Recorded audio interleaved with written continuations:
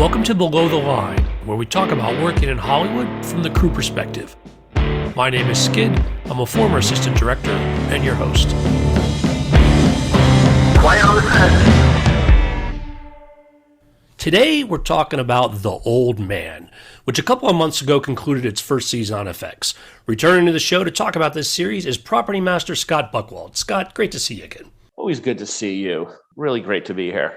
Well, I am excited to talk about this show, but first, a warning for listeners, today's conversation may contain spoilers. So, Scott, up front, I love this show. Definitely one of the best things I've seen this year. It is a little jarring, though, that it ends after 7 episodes without really a satisfying conclusion, at least for me as an audience member. And I'm curious, being on the inside of that, talk to me a little bit about how things went down and maybe why we got what we got. Okay, well, I could address that pretty much as an audience member and a fan who happened to be on the set and had that inside information. So with that in mind, just remember all of those decisions were ultimately the showrunner and the producers. When we started the show, it was meant to be a full, I believe, 9 or 10 episodes. And when I prepped the show, we prepped all of those. We were prepping all of those scripts. So it was going to be a full season.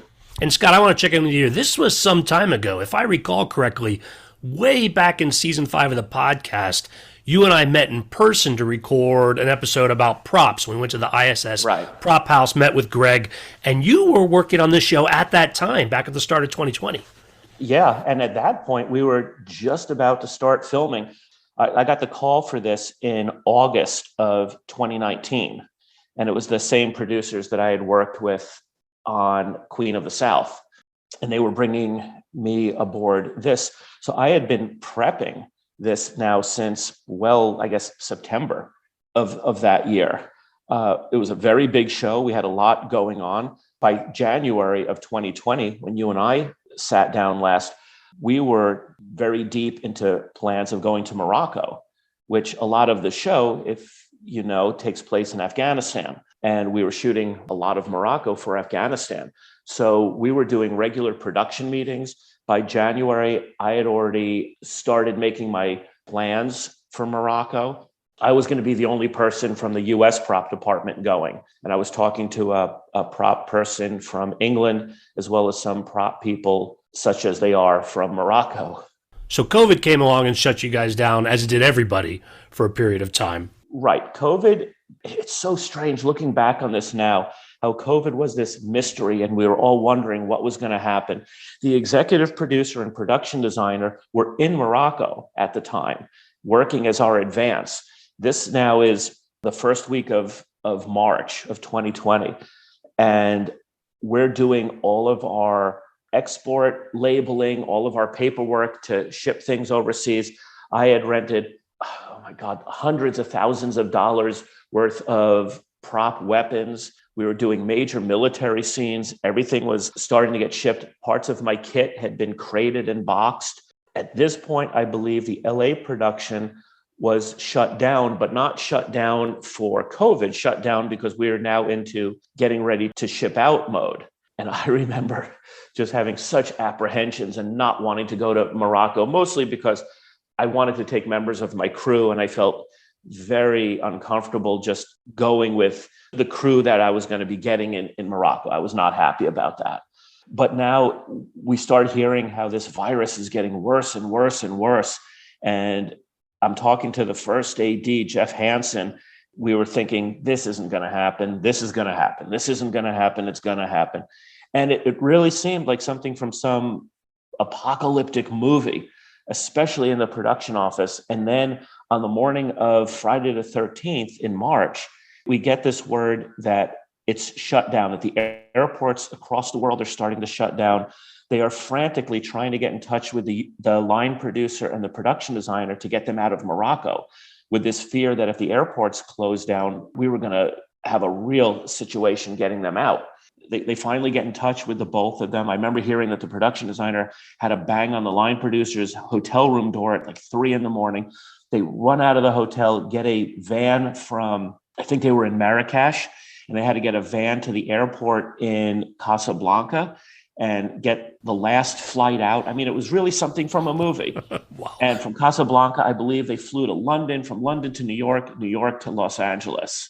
We got shut down really just as our stuff was about to be loaded on a truck and taken to San Pedro to be loaded on a ship or a plane or however they were going to handle it. But yeah, it was a big deal, and it could not have been more surreal. And looking back on it now, it's really hard to convey what that whole situation was like. Now, Scott, I know when things started back up, when it comes to big productions, some of them are large enough to spend the money, get right back into filming right away. On the other hand, some productions are so large that just the very size of it, trying to get it rescheduled, get everything rolling again, makes it difficult. What kind of production was this? How did you guys respond to getting started again? Well, the biggest thing was at this point, we had filmed pretty much, I don't want to say all of, but I believe most of the LA portion or the US portion of what was supposed to be done. So when we got shut down hard, and as pretty much all of Hollywood did at the time. So production got shut down. The next week, it was a very kind of hurried wrap. I had a lot of Los Angeles props that needed to get returned. Everything got brought back to ISS. I was able to wrap up my situation. So really by a week after, around the 20th or so of March, prop-wise, we were done. Production was pretty much done too. And there was nothing. I started writing a book, which I'm still working on. I'll send you some advanced pages on that one. Nice.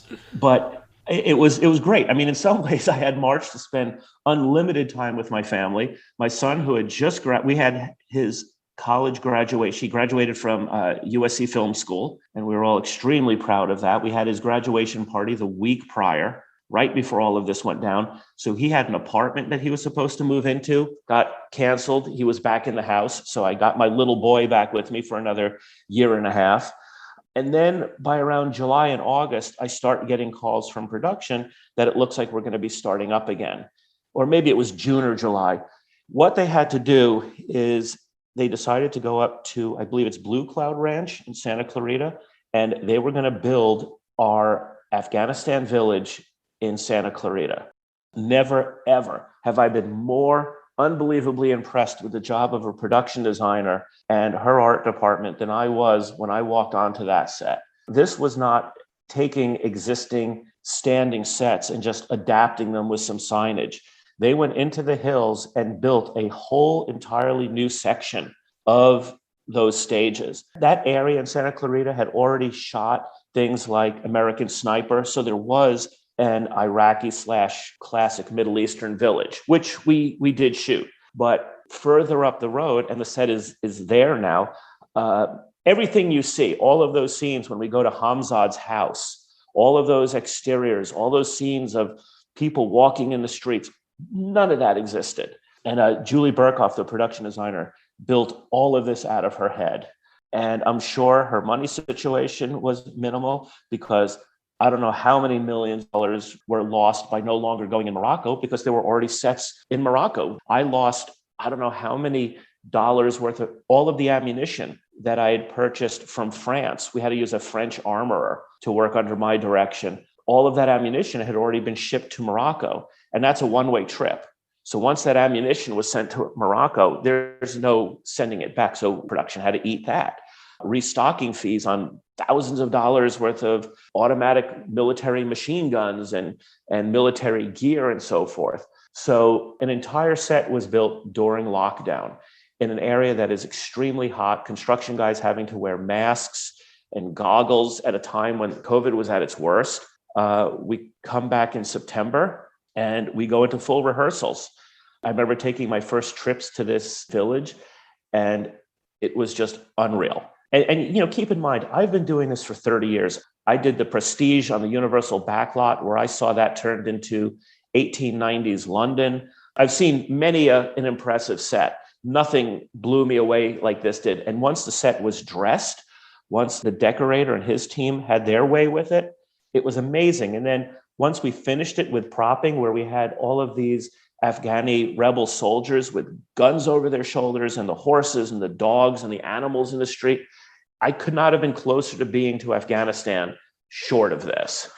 Scott, it's really, I would never have guessed that you shot that stateside, those scenes, because there's so much. There's really just a lot of work that's done on those sets. The furthest we ever were was I think it was the last episode, that gunfight where you see Jeff Bridges leaning out the car, and it's used in a lot of the promos where he's firing out the window. That was shot on one of the desolate highways out in Lancaster. That was as far as we shot. The rest of it was always within, was it the 20-mile zone of Hollywood? We were just outside in Santa Clarita, right across the street from Magic Mountain Amusement Park. And a lot also, the final cherry on this was the CGI that's then added to it. So when you're seeing our village, everything you see in the village is real. Every grain of dirt and gun they're holding and horse walking up and down the street is all us. The mountains, the snow-covered mountains, all of that, the CGI was so amazing that the first time I saw it, my first thought was, did they just add snow to mountaintops? And then I realized, no, they added the mountaintops to the mountaintops. One other thing we alluded to at the beginning, and that was Jeff Bridges' illness. Now, I don't know how it affected on set, but I know in publicly, I think it was October 2020, he announced that he had lymphoma. Correct. And that must have affected filming as well, as you guys are trying to finish this up. We had just started filming. Maybe we were 2 weeks into production. I want to say we were slated to shoot until February of, that was, what did we say? That was 20. We were slated to film until February of 21. And then Jeff wasn't there for a couple of days. You know, the first thought with the crew was he came down with COVID. And I think it was the end of the week, Dan Schatz, who was our executive producer and showrunner, another person that I can't say enough good things about, somebody I got to know very well on a personal level. I think the world of this man. But the way he led this crew through really the most difficult situation with a level of caring that should get pats on the back every time I see him. He brings the department heads onto set and he says, he goes right into it. He just goes, Jeff has lymphoma. And I remember feeling like tears well up in my eyes because Jeff is somebody that, felt like my best friend. We would do trivia contests every day. He loves talking about his father. Me being the trivia head that I am, we would talk about Lloyd Bridges, and I would quiz him if he could remember character names from movies he'd done. He knew his character name from when he did King Kong. So Jeff and I definitely had a rapport going. So when he tells us this, it wasn't just, some actor. It was somebody that, to know Jeff is truly to love Jeff. And that's true for, everybody on the cast. It was just a remarkable situation. So basically, we get the weight dropped on our head that Jeff is sick. And we really, I don't think production could afford to totally stop shooting again. We had been shut down for all this time. They just built this set that rivaled the amusement park across the street. So the thought was we were going to shut down filming for 2 or 3 weeks, and we were going to reschedule, and we were going to shoot every single scene that Jeff Bridges was not in, to the point where, we would shoot his perspective, his POV. We had a lot of scenes that were scheduled also in Morocco with his younger self. If you've seen the show, you know that we do flashbacks. So stuff that was scattered out over the course of several months would all be brought forward so that basically when Jeff got well and we all had those hopes that it would finish out the way it did, that Jeff would come back to us, where, we have all the toys out in front of us. We have to make use of them. Jeff left to take care of his own health and be with his family and take the rest and the time that he definitely needed. And we started prepping. We shut down totally. And I was back at the prop house and we were prepping things that I wasn't planning on prepping for weeks, if not months. And we were shooting a whole new job now. And we came back in, like I said, 2 or 3 weeks, now fully prepped for a whole new perspective. The ADs had to redo the schedule. Actors had to be brought forward and put on hold and brought forward and put on hold. And then we all met on set one morning for day one of filming. We shot that until right through Christmas of 2020. We shot like middle of October. We shot about 2 months, maybe middle of October to middle towards end of December, and shot everything we could possibly shoot. We shut down in end of December. We retained our stages in Los Angeles. We put all of the props in the gold room, stuff that was rented. I brought back to the prop house and put on hold. We hugged and kissed everybody goodbye with masks on, of course. We're still deep in it, right? Yeah, this is still, filming in the desert with masks and goggles on all the time. Shut down Christmas of 2020, and we did not come back for an entire year. I picked up some side jobs. I worked on Lucifer. I went back to Dead to Me. Shut down for over a year. Then in, I guess, October, November, I get a call from production that it looks like we're back, that Jeff made the recovery we all hoped for. I was actually doing a J.J. Abrams show in Tucson called Duster, which will be the subject of another podcast one day. I hope so, yes. When I get the call, and at the same time, there was the tragedy from Rust, where the DP was killed. We came back in January. We started prepping again. By February, we were back of this year, of 2022. Now, over a year later, we started shooting. I get a FaceTime from Jeff Bridges one night, one afternoon, wanting to talk about weapons and just things in general. And I'll tell you, again, as long as I've been in this business, having my phone light up and say Jeff Bridges, and Jeff loves to FaceTime, and having a FaceTime with Jeff, it makes me like totally giddy. Here I am, a grown man in my 50s, but getting a call from this like Oscar-winning movie star. Still, it's like I'm on the phone thinking, little Scott Buckwald of Pleasant Valley, New York, would be just jumping for joy if he knew that Jeff Bridges was talking to him on a FaceTime. So we come back to set a couple days later. I see Jeff for the first time. He walks over to me, all excited to see me and see everybody else. And I just look at him. I go, "So, have you been? What you been up to?" Got my hug from Jeff, my hug from Dan, my hug from my crew. Everybody, we were all back. And, as I'm sure that feeling when you get together with people that you've put in so much time and work with, that when you see them again, all of a sudden we're like, has it really been a year? You could almost fool yourself and think, no, I just started this. We were just here yesterday. And we dove right into it. If Jeff was tired or had any problems with filming, never made it to us. If ever there is that show must go on mentality and hooray for Hollywood, it's epitomized in Jeff Bridges and in the whole crew who had to, pick up where we left off. Production design that had to start everything back up again. It's a train driving down the track at 80 miles an hour doesn't stop in 20 feet, and then when it has to start back up again, it doesn't get to 80 miles an hour that quickly. So the fact that we did was really, really amazing. And it's great for me being in this business so long that I'm still surprised and amazed and in awe about what we're capable of doing. Well, so it sounds like you come back to film with Jeff, but from what you said earlier and the original plan, apparently some of these storylines have been truncated, at least to get this season done. Correct. And that's, I go back to really the brilliance of the writers on this, because I think a lesser group of creatives would have just said, past episode 7, we're tabling those. And when we come back, we'll just pick up where we left off. And however episode 7 ends is how we're going to end the season. I don't think it would have been entirely dissatisfying doing that, but they did not leave it at that. They worked the script, taking into consideration where we were, trying to make it like this is the way it was intended.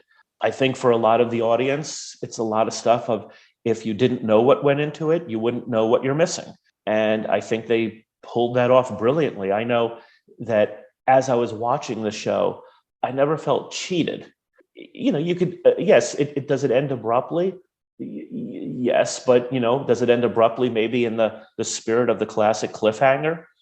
Possibly too. I kind of felt it had a very Casablanca kind of ending. Kids, this is where you want to turn the sound down for a minute because it's a major spoiler. Though you've had enough time to watch it now. So if you haven't watched it by this point, this one's on you. Indeed. Seeing Jeff Bridges and John walk off in basically, walking away, it just reminded me of, Louis, this is the beginning of a beautiful friendship, the end of Casablanca. It just had that feeling. And because I don't know now really where they're going to pick up. I don't know how much of the episodes that we didn't shoot, I don't know how much of that they're going to save, whether the whole story is going in a different direction now. So it left me with this, what adventures do these two guys have down the road? Casablanca never had a sequel. We will. I'm hoping to be back on board in October, November. What can you tell us about season 2? No spoilers for that, obviously, but give us an idea of what they're planning. Honestly, I don't even have any spoilers that I'm hiding. It's great when you're not just a crew member on a show, but a fan of it as well. I will always watch everything I work on, even shows that I am totally not the demographic on. I've done shows where it was aimed at a teen audience, but I watch every episode and I'm always a fan of everything I work on. But this in particular was something I was a major cheerleader for. I thought everything about this show was great. I was happy to be a part of it, and I would have been watching it even if I had nothing to do with it. With that said, that is really all about that I know. They've talked to me. They've expressed interest that they'd like to have me back. I'm hoping that the production office opens up maybe October, November. We'll see. October, November very often could be February and March. So at this point, I really don't know. I have heard that we're going to find out that Jeff was actually replaced with a robot back in the early 80s. And there's a scene where he falls down and we see in his chest and it's all electronics, and the show's going to take a whole new science fiction in. Okay. Picking up a lot of Westworld kind of stuff. But, that's just rumor at this point. I really can't confirm that. All right. Well, Scott, we'll watch for that. On that note, we're going to call it a wrap, not just for the episode, but actually a wrap on season 13 of the podcast as well. Scott, always a pleasure having you on. Thanks so much for being here. Oh, my pleasure. Could you fade us out on the podcast theme song that you've been working on? It's playing now. Listeners, I always appreciate your feedback. You'll find my contact info at our website, belowtheline1word.biz. That's B-I-Z. You'll also find past episodes and links to all of our social media, so check it out. Scott, where are we going to see your work next? If not The Old Man, what else you got in the queue? I have the J.J. Abrams show Duster that I did the pilot for. That will be coming out soon. The final season of Dead to Me will be coming out in the fall. And that's it. Well, Scott, always love having you talk about your work here on the show. My closing credits, thanks to Curtis Five for our music, John Wan for our logo, and to all of our listeners, I appreciate you. Please rate us where you get your podcasts and tell your friends. Thanks again from Below the Line.